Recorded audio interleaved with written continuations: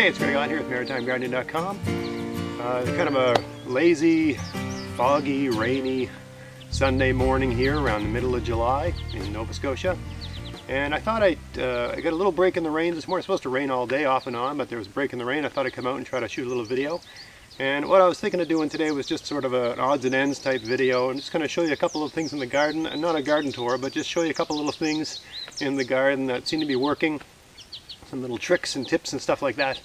Just stuff that I was thinking maybe some people might find useful. So come along and have a watch. So yesterday it was a lot cooler than today. It was kind of rainy and miserable and cool. But it was a good day. Despite the rain, it was a good day to get stuff done in the garden because it was so cool. Because, you know, this time of year it's kind of hot and muggy. And this garden here is all parsnips, and I haven't thinned it. And it's gotten quite dense. And so I thought I'd just give it a good going over. And I pulled a lot out. I mean, right? It's counterintuitive to a lot of gardeners to take perfectly good parsnips like this and pull them out.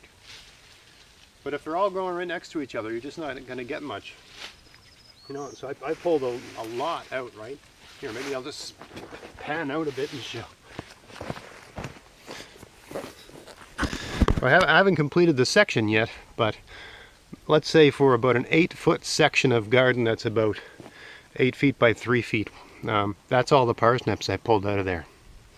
And there's some weeds in with that too, but you know, I probably pulled about 20 or 30 parsnips. So I think for a lot of beginners this sort of thing is counterintuitive, like I want more plants, I want more, why am I removing all of this? But you got to remember there's only so much water and nutrients and sun, and the more plants you have, they're going to divide that amongst themselves. And so you got to ask yourself, would I rather clean, you know, let's say in February when you've stored these things, do I want to peel 3 of these or 1 that's 4 or 5 times the size of this? Remember, it's only July. These things are going to keep growing until like December. Got a lot of growing left to do. And so the more water and nutrients you can throw at the ones that remain, the bigger and better they're going to get. And they're just that much easier to store, to process, and all that sort of stuff when they're big. And it's not like the little ones are sweeter than the big ones. They're all delicious, right? If you've got good soil, they're all good. So yeah, and you can eat these, but you know, maybe I'll try to do something with these or some of them. But parsnips are so much better when they've had a good frost. It's up to you what you're going to actually do with these. Maybe I'll try to cook them tonight. We're having some, I think, steak dinner or something like that tonight. Maybe I'll see what they. I find they're never really that. The parsnips are not. The reason I think a lot of people don't grow them is that they don't taste good. You know, you might want to pick them and think they're like a carrot, and you can just, you know, fry them or roast or whatever. They're much better after there's been a good cold frost if you're new to that sort of thing, and they take a long time to grow.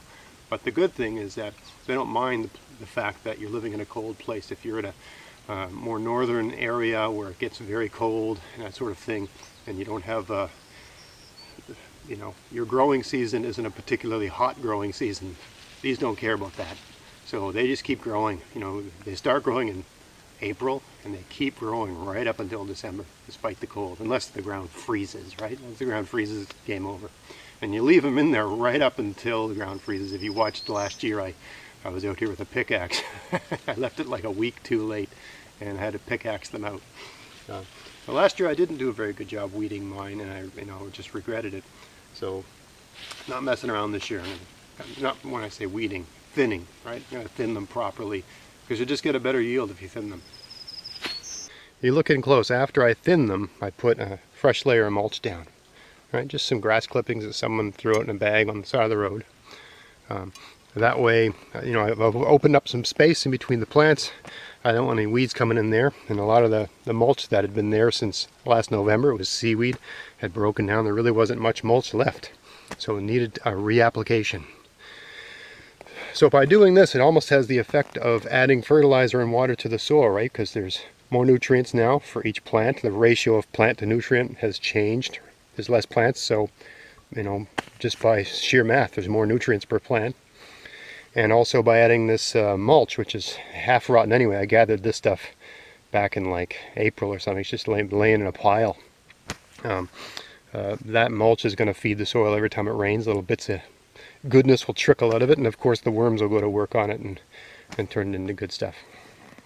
I still got to do this section over here, maybe later today. You can tell it's a lot thicker, which looks great, right? It looks like there's more going on here than over there. But really, what I've got here is a situation where all the plants are working against one another. Each plant is working against each other. You know, what am I trying to say? I have a situation here of limited resources per plant, and every plant can't get everything it needs, right? They're competing. I don't want competing. I want everything, just everybody having what they need. So I gotta thin it out a bit. But the overall result will be some big old parsnips. Over here I got these beautiful, I think they're called Winter Sweet, variety of squash provided by my sponsor, Vessi Seeds. Winter Sweet squash. They're outgrowing just about every other squash I have. So I can't wait to see how these turn out and how they taste. Never tried them before. Anyway, they're running out of real estate. And rather than let it go down on the ground, I thought I'd drive a post into the ground, way up, and train them up that post. Right? It's just a sort of a rotten, dead tree with lots of little branches and nubs and stuff sticking out of it, and I'm hoping it can just grab on. We're going to bring you a little bit closer here. All I did to attach it was just to wrap some grass, some tall grass growing in a field. Just pull strands of grass out and wrap the grass around a little bit, almost like a withy, if you understand that terminology. You know, just using natural materials as twine. Just I didn't have any rope out here, and I tend to do that sort of thing a lot. You know, if I can just use some weed as a rope, as opposed to walking back to the garage to get something. Anyway, that's coming along fine. Probably going to need another, you know, every 3 days, at the rate these things grow, you got to do another wrap. Over here, a little bit further beyond, you can see. I'm going to zoom out a bit here. I got a stick. This stick over here is just sitting on the ground, and I've leaned it into the V of that branch on the tree. I'm going to try to train one of the other ones up that. Sorry, I thought I was filming this, but I wasn't. So I just attached that that vine to that stick that's going up to the crook there. I do it again, but the horseflies are out and they're starting to harass me, so it's you know, time to sort of finish up and get out of the garden, because it's now their domain. Anyway, see how I just looped some old, just some weeds and some grass underneath there. Just tied it around a few times, nothing fancy, right? That should be enough to allow that vine to grab onto that and start working its way up. And of course I'll attach other things as it goes to sort of help it along. Just something you do every couple days as the things grow. I find these grow almost 6 inches a day, so you got to sort of stay on it.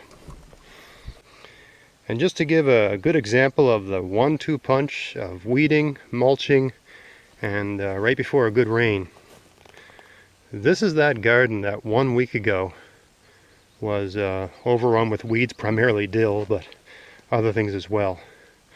If you recall how lousy that looked, and look how well it's come along in 1 week, right? Because just like the example I gave before, it was like a shot in the arm, right? The plants were getting good nutrients because they got healthy soil, but now those plants are the only game in town. All the other things that were trying to take that stuff up, they're all gone. And I put a mulch down, and there was a good rain, so everything's just taken off, and now I got a nice kale garden, right? The garden next to it's doing pretty good too. And they're a bit small over there, but those are ones I just moved, so that they'll catch up. Another example of my lazy approach to succession planting, I planted a bunch of lettuce in a row here weeks ago. Actually, just before I went on my trip, right? And they just came up and took care of themselves while I was gone. But they weren't all growing in a nicely spaced out area like this. They were basically this side had some growing and nothing on that side grew. There were just a big clump of them. So the day before the rain, or yesterday actually, yesterday in the morning, I spaced these out and had a whole bunch that had to be moved because there wasn't space for them there. So I moved them. I moved some of them right here. I had lettuce growing here before and it all bolted, right? So I moved these ones here. There's a little guy there, right? And I moved them to other parts of my garden. So now I got another wave of lettuce ready to go, right? No shortage. That way, as I've mentioned before, wife's a big fan of the lettuce. So now I got a happy wife, happy life, right? You've been following along those tomatoes that I moved on a very hot day that I put a little, hut of evergreen boughs over top of. Look how nice they look now. Right, they've adapted just fine, even though I moved them. I just yanked them out of the ground with my hands and stuck them back in the ground over here. They're doing fine now. I took the hut off yesterday because it was going to be raining all day that day and today, so there was no need.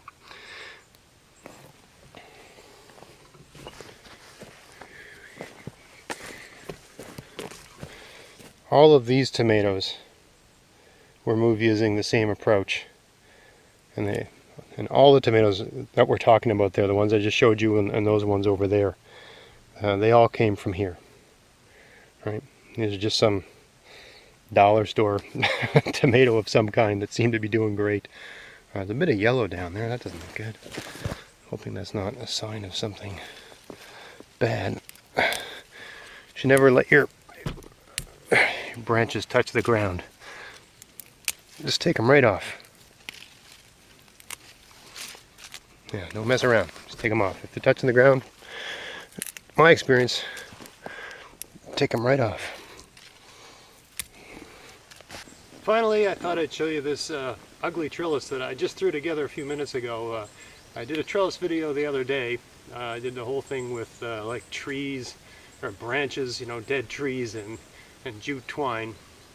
And I kept saying use anything and use whatever you can find. And a perfect example right now, I've got a line of pole beans going down the center of this garden of bush beans, and not pole beans, but climbing beans, indeterminate beans, and they're already wanting to climb, and they got nothing to climb. And so, and I don't really have all the materials I need, but I have window time today, and I'm going to be very busy this week, so I know I had to get this thing started. And I need to have some verticals coming down here for the beans to find their way up. But I mean, I just scrounged together what I found. I found a couple sticks. I found a couple old pieces of 1x3 from other projects, just old stuff lying around with nails and staples in it. And I drove them in the ground. I had this rope from some other thing I did. I think somebody gave me this years ago. So this isn't ideal because I have to untie this at the end of the season, but I'm only, it's not going to be too difficult to get off. I'll do the verticals using jute because I'm going to need, one every 6 inches to give the beans something nice to climb. But just another example of, doesn't have to be this way or that way. Just because I do something a particular way doesn't mean you have to go do it the exact way. The theme is use whatever you can find, right? I live near a forest, so I can find dead trees very easily. I have an abundance of dead trees, and I use them wherever I can. But if you live somewhere where there's construction waste or whatever, you can just use that. Use whatever you can find, and for that matter, twine. Just use whatever will function in that role, right? Whatever works. I've even seen people, and I'm meaning to try this some year, but just use like the dead branches of spruce trees, right? Once the needles all die, it sort of has this net-like appearance, and I think it would be pretty easy to throw together a kind of trellis using those materials. I think I'll gather some this winter and just put them aside for a project like that next year. Anyway, just an episode of Odds and Sods, pottering around the garden, sharing some ideas, showing you some things I'm working on, some results I've gotten, and some solutions I've come up with to deal with things. There's 1,000 ways to deal with just about everything. The more ideas you're exposed to, maybe that'll click with you and help you with something that you've been struggling with or working with in your garden. So I hope you found that useful and helpful, and if you did, please like, share, subscribe, and check out my podcast, maritimegardening.com. Until next time, get out there, get at it, have fun in your garden. Thanks for watching.